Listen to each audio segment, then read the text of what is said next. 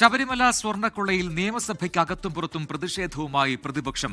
ദേവസ്വം മന്ത്രിയുടെ രാജി ആവശ്യപ്പെട്ട് CR മഹേഷും നജീബ് കാന്തപുരവും നിയമസഭാ കവാടത്തിൽ അനിശ്ചിതകാല സത്യഗ്രഹ സമരം തുടങ്ങി. പ്രതികൾക്ക് ജാമ്യം കിട്ടാൻ മുഖ്യമന്ത്രിയുടെ ഓഫീസ് ഇടപെട്ട് അന്വേഷണം വൈകിപ്പിക്കുകയാണെന്ന് പ്രതിപക്ഷ നേതാവ് VD സതീശൻ ആരോപിച്ചു.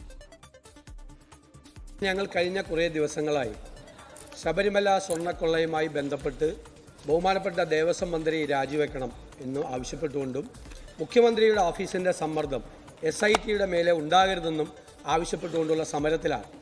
സാർ, ഞങ്ങൾ ആ സമരം തുടരുകയാണ്.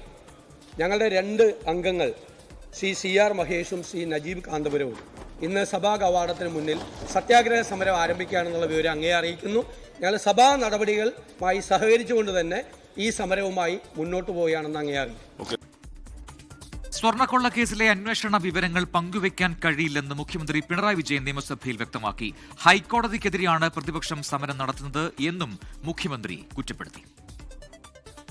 ഇത് ഗവൺമെന്റിനെതിരായിട്ടുള്ളൊരു സമരമായിട്ടല്ല വരിക. യഥാർത്ഥത്തിൽ ഹൈക്കോടതിക്കെതിരെയുള്ളൊരു സമരമാണിത്. ഹൈക്കോടതിയാണ് SITയുടെ കാര്യങ്ങൾ നോക്കുന്നതും ആവശ്യമായ നടപടികൾ സ്വീകരിക്കുന്നതും ഇടപെടുന്നതുമൊക്കെ. അപ്പോൾ ബഹുമാനപ്പെട്ട പ്രതിപക്ഷ നേതാവ് നടത്തുന്ന സമരം നിയമസഭാ കവാടത്തിലാണെങ്കിലും യഥാർത്ഥത്തിൽ അത് ഹൈക്കോടതിക്കെതിരെയുള്ള ഒരു സമരമായിട്ടാണ് വരിക. സംസ്ഥാന വ്യാപകമായി കോൺഗ്രസിന്റെ പ്രതിഷേധ പ്രകടനങ്ങൾ ഇന്ന് നടന്നു. കോഴിക്കോട്, ഇടുക്കി കളക്ടറേറ്റുകളിലേക്ക് നടത്തിയ മാർച്ചുകളിൽ സംഘർഷവുമുണ്ടായി.